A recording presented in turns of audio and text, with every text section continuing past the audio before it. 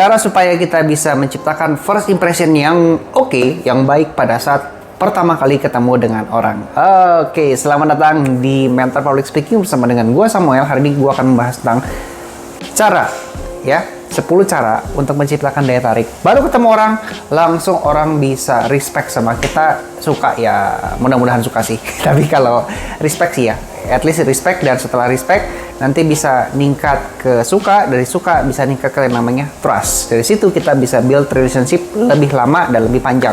Kalau ketiga tahap ini nggak kita build dari awal ketemuan, biasanya untuk mengharapkan lanjut di jangka panjang agak sulit ya gitu. Padahal kan kita juga butuh relasi, betul nggak? Cuma kan kita juga harus membuat diri kita tuh disukai dulu supaya orang tuh mau berhubungan, keep in touch sama kita dalam jangka waktu yang lama. Langsung aja kita mulai. Cara yang pertama seperti apa? Yups, oke. Sekarang kalau cara yang pertama adalah kita kuasain tips yang namanya adalah chameleon effect. Dan ketika mengaplikasikannya, kita menerapkan mirroring effect ya. Chameleon artinya lu mencoba beradaptasi dengan segala macam situasi, kondisi. Lu aware sama semua lingkungan ya. Lu ngomong di mana, suasananya seperti apa, dan coba lu sesuaikan karakter lu dengan lawan bicara lu ya. Setelah kita mencoba beradaptasi, misalnya kita kan ketemu seseorang di lingkungan yang ini ya, rame ya, ketemu di formal dengan suasana pakai topi taksido misalnya. Ya udah, coba gaya bahasanya kita adjust dulu dengan gaya yang formal. Misalnya dengan gaya yang, halo, saya adalah Samuel, Bapak dengan siapa, misalnya gitu ya. Itu kan formal, karena kita suasananya formal dulu. Tapi setelah maybe 5 menit, 10 menit, baru lo keluarin lo punya karakter. Terus pas kita lagi ngobrol sama seseorang, ya kan ini konteksnya adalah chameleon effect ya. Lo coba ngobrol sama mereka itu dengan antusias, harus dengan semangat juga. Dan banyak meniru-niru gaya-gaya mereka, ya kan konteksnya adalah chameleon dan mirroring. Dulu tiru gaya mereka, jadi misalnya mereka suka ngangkat tangan kiri, berarti lu ngangkat tangan kanan. Misalnya mereka tangan kirinya begini, berarti lu tangan kanannya begini. Ya jadi kayak cermin aja.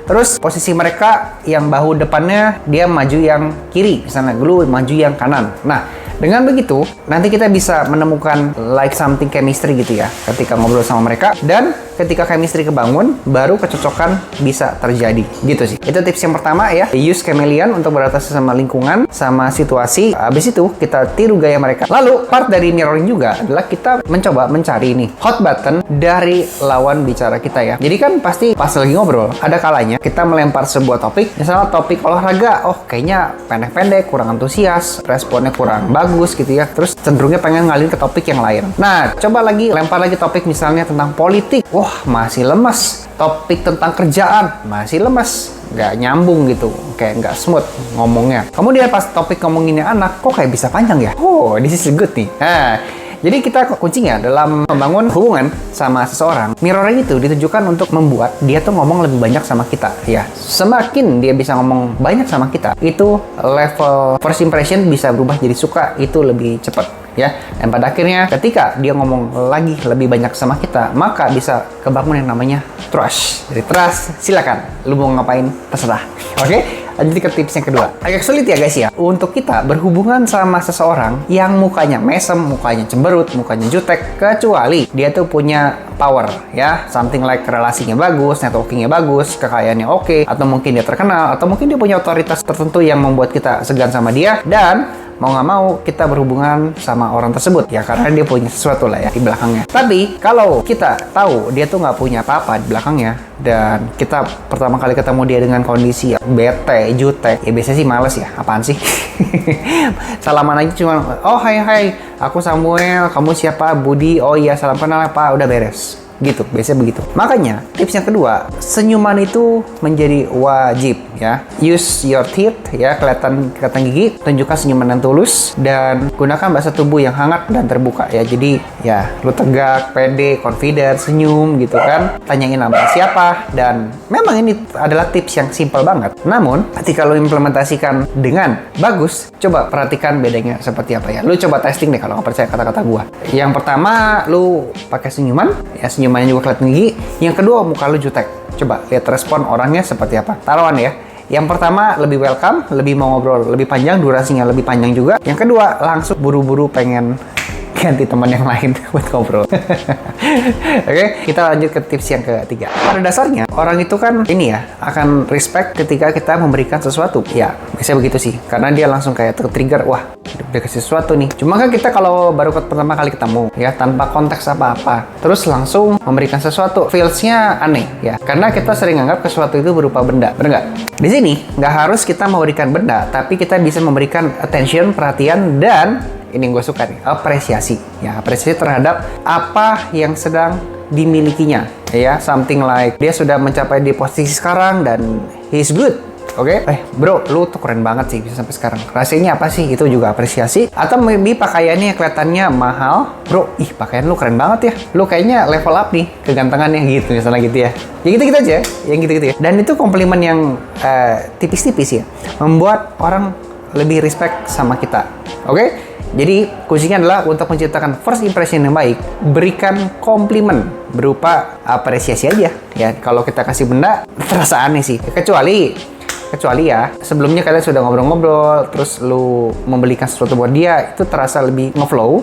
Tapi kalau belum pernah ada interaksi sama sekali, lu langsung kasih benda, ini pengalaman gue ya, orangnya dikira mau melet dia gitu ya, atau nyogok gitu. Jadi nggak bagus kesannya. Jadi berikan aja apresiasi, dan supaya natural, ya udah, lu puji lingkungan sekitar dia, apa yang dia pakai, apa yang dia miliki, prestasinya seperti apa, maybe koneksinya.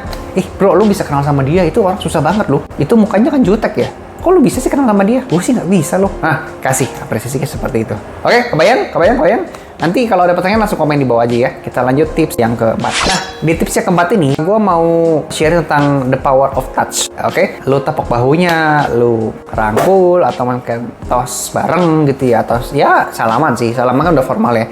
Tapi yang jarang dilakukan oleh orang tuh adalah memberikan tos, maybe tepuk bahu, dan apa ya? Mungkin meluk begitu ya. Brother gitu. Nah, jadi ketika kita bisa melakukan the power of touch seperti itu, secara nggak langsung, secara dalam bawah sadar, itu bisa meningkatkan kedekatan. Karena touching itu bisa merangsang hormon oksitosin keluar dari lawan bicara kita. Ya termasuk kita pun kalau disentuh sama orang ya bakal lebih keluar ya, lebih hangat gitu, oksitosinnya keluar. Apa itu oksitosin? Adalah hormon cinta kasih ya. Kita merasa dicintai, kita merasa dipedulikan, ada yang care sama kita, perhatian, dan kita merasa menjadi manusia yang berguna itu. Karena merasakan kehangatan. Tapi kan jarang ya kalau misalnya cowok ke cowok gitu. Makanya, karena kita tahu kita jarang, dan gue share tips ini, lu lakuin deh ya. Rasain perbedaannya ketika lu touching seseorang versus nggak touching sama sekali. Terus gimana triknya? Ada gambaran nggak sih kasusnya seperti apa kita menerapkan touching? Oke, misalnya gini ya, lu bertanya sesuatu misalnya, bro, lu punya anak, kasusnya gimana sih? Gimana sih cara lu ngatur anak? Aduh, gue juga susah nih bro. Waktu gue ngatur anak gue tuh lari kesana kemari, anak gue tuh nakal dan sebagainya. Sama ya, tos dulu. Nah, gitu kondisinya ya. Jadi, ketika merasakan nasib yang sama, lu melakukan tos untuk menunjukkan kekompakan sama nasib. Nggak penting banget sih. Tapi ya, itu triknya. Terus yang kedua, misalnya kalau mau menerapkan tepuk bahu, lu tanya, bro gimana kisah lu ya? Atau mungkin perasaan lu setelah ditinggal sama orang tua. Terus dia cerita dong, ya setelah gue ditinggal orang tua, gue tuh merasa sedih, gue merasa kepikiran terus, overthinking, dan everything. Gue selalu kebayang orang tua gue sih, sedih banget. Nah, kan dia merasa sedih tuh. Nah, lu tepuk bahunya, sabar ya bro ya, tabah ya. Gue tahu sih rasanya gimana. Dan that not feels good. Karena ya kita kan tiap hari hidup sama mereka ya. Terus tiba-tiba nggak ada, kayak something's gone that's not good ya for our feeling dan thinking. Nah kayak gitu ya, lu tepuk bahunya karena lu merasa bersimpati dan berempati ya. Itu feelingnya langsung lebih oke ketimbang lu cuma ngomong doang. Tapi ketika lu menambahkan touching di situ, this is good. Oke, ini adalah contoh pengaplikasiannya, dan kita langsung lanjut aja ke tips yang kelima. Di tips yang kelima ini, gue mau cerita tentang eye contact, oke? Nah, seringkali tuh eye contact disharingkan sama para pembicara, para motivator, atau mungkin para public speaker, atau mungkin pengajar tentang public speaking, ya mentor lah, atau trainer ya. Eye contact itu kita harus lihat terus-terusan. Ya, ada sih yang ngajarin pokoknya eye contact, jadi ngajarinnya kayak nggak jelas gitu. Eye contact harus lihat terus-terusan, eye contact itu harus jaga tetap mata, which is ya kita jadi bingung. Lihat terus-terusan terus-terusan, berarti kayak melong gitu ya, melototin orang gitu. Enggak ya teman-teman ya. Jadi kita harus set up dulu mindsetnya. Ngomongin soal contact, you need to know bahwa eye contact bakal terjadi secara otomatis. Ya, lu juga bakal bisa mempertahankan tatapan mata secara terus-menerus, gak sampai melotot, karena lu kepengen tahu, lu penasaran, dan lu really want to know what happened to him or her, ya. Jadi ketika kita benar-benar penasaran, biasanya secara otomatis kita tuh kayak memandangnya tuh bisa non-stop terus-terusan gitu ya, liatin terus, bisa gitu ya, waduh, oh I see ya. Oke. Nah ketika kita ngomong ya, apakah harus eye contact terus-terusan? Basically enggak juga, karena akan jadi aneh kalau kita lagi menyampaikan sesuatu yang antusias, mungkin kita akan terus-terusan secara nggak sadar. Tapi ya bukan berarti itu yang benar ya. Kalau memang lu harus kayak mengakses sebuah informasi dengan melihat matanya ke kanan bawah, kiri bawah, atau maybe lo lagi berbicara dengan diri sendiri, lo merenung gitu kan ya. Tapi dengan kondisi sedang bercakap dengan si lawan bicara, ya udah nggak apa-apa kan, cuma sekali-kali. Misal nih ya, gua tuh kesel banget ya bro ya. Lo tau nggak, waktu di malam hari, gua tuh sedih, gua tuh dengerin lagu. Lo tau nggak, misalnya, oh, lagu itu loh, itu yang nadanya kayak Win loh. Oh, nah itu kan mata lo lagi lihat kiri karena lagi mengakses informasi tentang audio. Memang ada ya tatapan mata tuh artinya apa tuh. Mungkin gua akan bahas di lain video lah ngomongin tatapan mata. Cuman intinya mata kita mengakses kiri kanan bukan karena nggak respect sama seseorang, tapi karena memang kita lagi mengakses informasi berdasarkan kebutuhan tertentu. Itu poinnya ya. Jadi it's okay selama lu masih fokus, bukan berarti mata lu kemana-mana, artinya lu nggak fokus. It's wrong. Ya, so keep eye contact, keep the focus, and keep interesting with the conversation with your lawan bicara lu ya. Oke? Next tips. Memang ada tipikal orang-orang yang sensi dengan nama panggilan. Ya, gue tipikal orang yang biasa aja. Mau dipanggil Kosem, Pak Sam, Samuel, Sam, or Moses gitu ya, bebas sih ya, suka-suka aja. Tapi kayaknya memang ada kata-kata tertentu yang membuat kita tuh kayaknya di kuping lebih nyaman. Kayaknya gue dipanggil Sam itu lebih oke sih dibandingkan Moses gitu. Kayaknya keberatan namanya atau kepanjangan. Jadi ketika gue merasakan hal demikian, kayaknya orang lain juga sama deh. Orang lain juga akan punya something like nama favorit, hobi ya, nama kesukaan yang kalau kita ucapkan mereka akan merasa lebih respect sama kita ya, nama panggilan. Contoh ya. Gue punya ini tim dan PA ya, not PA ya. Udah di Kobusia sebutnya PA, which is PA ya, bahasa kasar lah, bercanda juga. Nah PA ya, personal assistant, namanya Firda. Oke, Firda ini lebih senang dipanggilnya Enda daripada Firda. Kayaknya Firda tuh formal banget, something like kaku ya. Tapi ketika panggil Enda, dia seperti punya memori tentang di rumah, dipanggil ayahnya, dipanggil ibunya, ya anak kesayangan lah ya, Enda gitu. Dan jadi ketika kita memanggilnya Enda, feels happy ketimbang Firda. Dan kalau kita menggunakan nama panggilan yang mereka suka, secara nggak langsung itu membuka portal dan kita bisa menjadi lebih dekat sama dia. Oke? Jadi ya silakan dicoba dan biasakan di conversation pertama-tama lu ngomong sama mereka, senangnya dipanggilnya apa? Lu sukanya dipanggil apa? Nama kesayangan lu apa? Oh, kenapa lu senangnya dipanggil itu? Tanya aja. Oke, pasti ada memori di balik itu dan kita pakai nama tersebut untuk memanggil si lawan bicara kita. Oke? Next, tips yang ketujuh. Hindari menggunakan istilah teknis ketika ngobrol sama seseorang di pertama kali ya. Kecuali ya lawan bicara lu ini biasanya cowok, orangnya teknikal banget dan kalian sudah setipe, sebidang, seprofesi. Ya ngomongnya soal technical, it's okay lah. Misalnya sama-sama digital marketer, sama-sama advertiser, sama-sama tukang iklan di Facebook Ads, silakan lu langsung ngomong tentang matrix misalnya, tentang CPA, CPR, CTR, terus impression dan sebagainya. Itu kan bahasa-bahasa sudah terlalu teknikal ya. Tapi kalau kita ngobrol sama orang yang nggak relate sama hal tersebut, dan kebanyakan nggak relate sih, itu membuat orang tersebut bakal slow respect ya. Jadi respectnya nggak terbangun karena merasa bingung. Ngobrol sama ini orang kayak ngobrol sama dewa ya. Bingung, bahasanya planet semua gitu. Ya udah jadi nggak relate. Nah, jadi gimana caranya biar relate? Kita harus menggunakan storytelling yang menarik ya. Jadi boleh sih ngomongin teknis. Cuman setelah kalian ngobrol sudah lebih lama atau lu menyelipkan sedikit istilah plus nerangin istilah tersebut artinya apa, supaya orang tuh masih bisa ngikutin jalan cerita kita ya. Contohnya kayak gimana? Bro, gue tuh awal-awal ngiklan Facebook Ads ya. Aduh, sedih banget. Pusing gue. Soalnya gue sering boncos. Ya, boncos tuh gini nih. Jadi ya gue ngiklan tapi nggak dapetin hasil ya.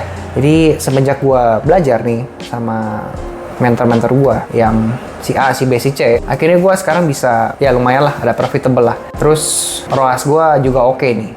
ROAS tuh artinya ya gue udah profit lah. Ngiklan gue berapa, terus gue dapetnya berapa. Jadi itu disebut ROAS tuh. Ya so far I'm happy. Lu pengen tahu nggak sih tentang Facebook Ads? Lu tertarik nggak sih sama Facebook Ads? Lu tanya ini begitu ya. Jadi itu storytelling yang gampang dimengerti ya, seperti tadi gue bilang, lu selipin sedikit istilah-istilahnya setelah pembicaraan yang lebih panjang ya. Silahkan dipakai dan lanjut ke tips yang ke-8. Pacing and leading. What is that? Pacing and leading. Jadi pacing and leading adalah lu meniru aura mereka, lu meniru intonasi mereka, lu meniru karakter ya dari mereka yang maybe to the point apa basa-basi, ya lu tiru juga. Ini sebenarnya ini ya, lebih deep dibandingkan kayak mirror effect dan mirroring effect. Basically ya, kalau secara garis besar, ini ilmunya sama. Tapi kalau pacing and leading, lo lebih niru kepada momen terpendek di saat itu. Kalau awalnya kalian ngomongnya slow nih, ya, sampai ketemu hot button yang menjadi topik yang menarik di antara kalian berdua. Lo lempar topik anak, dia langsung kayak, wah, meledak gitu auranya. Energinya meledak. Langsung tiba-tiba kayak sedih, langsung emosional, bisa cepat. Nah, lo langsung switching secara sesaat ke emosi tersebut. Lo tiru emosinya.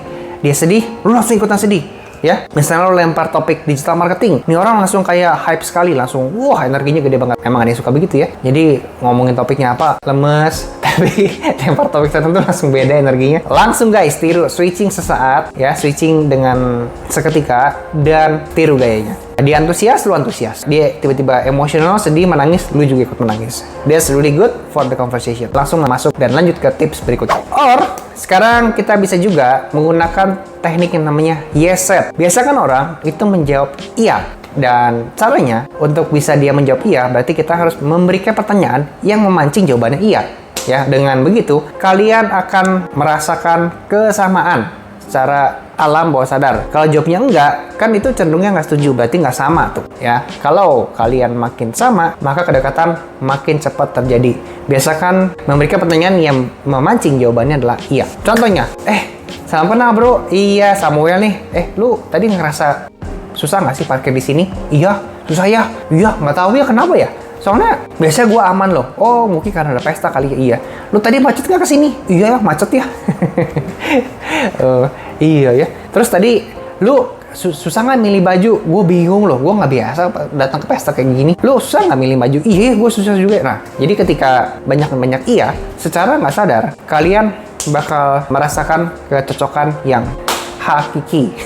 Dan di situ obrolan bisa lebih panjang ya, silahkan dicoba. Tips yang ke-10 yang terakhir adalah hukum resiprositas. Ya, resiprositas. Gue keren juga nih bisa ngomong gitu, susah loh ngomong gitu. Resiprositas adalah hukum utang budi. Nah, teman-teman, ini gue sih baru nyadar ya semenjak ikutan komunitas bisnis ya. Selama ini tuh gue bingung, closing seperti apa sih yang harus gue lakukan ketika ingin menyudahi pembicaraan. Ya, kan bingung ya. Apakah tukar kartu nama, apakah tolong kenalin gue sama yang lain, atau apakah gue harus minta orderan sama dia? Really, bro, gue sebenarnya bingung sih gue harus ngomong apa. Sampai suatu ketika gue dikasih nasihat sama teman gue, namanya si Chris ya. Lu kalau pengen hubungan sama orang ya, biasain menerapkan mindset givers gain. Tahu sih gue, givers gain adalah artinya kan lu memberikan bantuan ya. Cuman how to apply-nya tuh gue bingung. Emang gimana caranya? Gue ngerti sih, tapi gue bingung caranya gimana. Iya, jadi nanti biasain. Lu ke dia, bilang, lu mau dibantu apa bro? Ya gue bisa bantu apa nih? Supaya lu kan kelihatannya ada masalah di pabrik, ada masalah di kerjaan, atau ada masalah di omset nih. Gue bisa bantu apa nih? Atau lu ada masalah di keluarga gitu ya. Yaudah, lu bisa bantu apa? Jadi biasakan kalimatnya ditutup dengan, gue bisa bantu apa nih? Lu butuh bantuan apa nih? Gitu. Ya, dia even sebenarnya nggak dibantu juga sih, atau mungkin dia bingung harus bantunya gimana. Tapi kayaknya kalau gue yang ditawarin bantuan ya, it feels good ya. Jadi karena gue merasakan kayak ada orang yang care sama gue, ada yang peduli sama gue, dan jarang kita menemukan orang seperti itu di zaman sekarang ya. Itu menjadi keunikan sih ya. Jadi biasakan memberikan atau bertanya sama dia, lu mau dibantu apa nih? Terus kalau nggak bisa bantu gimana? Ya misalnya lawan bicara lu adalah bos pabrik gede ya, dan dia super tajir melintir dan lu adalah kecoa. Bukan siapa-siapa. Bukan maksud menghina guys ya, tapi gue merasakan demikian. Gue adalah kecoa dan lawan bicara gue adalah bos gila gitu ya, gila kekayaannya gitu. Dan gue menjadi grogi ya ketika harus ngomong hal seperti ini. Terus gimana? Ya udahlah, tanya aja mau gimana. Pak, mau dibantu apa Pak? Apa yang bisa gue bantu nih Pak? Supaya lu lebih happy, lebih bahagia gitu. Ya gue minta dikenalin lah sama rekanan bisnis. Oke lah Pak, kalau ada ya Pak ya. Sebisa mungkin nanti gue akan cari kontak gue. Ya kayaknya sih mungkin ada sih, tapi ya gue coba cari dulu ya. So far gue belum ada ide Pak, so sorry ya. But will try apa yang bisa gue bantu buat lu. Seperti itu aja. Ya mau gimana? Habis ya sometimes orang-orang seperti ini nggak butuh dibantu sih, tapi ya minimal kita kasih perhatian lah. Oke, silakan dicoba. Semoga bisa menginspirasi. Oke guys, sudah beres. Ya tipsnya sudah beres. Jadi kalau lu semua tenang dengan ilmu seperti ini tentang komunikasi, relationship, networking, presentasi, public speaking, silakan subscribe channel Mentor Public Speaking. Dan kita ketemu lagi di video berikutnya. Semoga menambah manfaat buat lu semua dan bye-bye.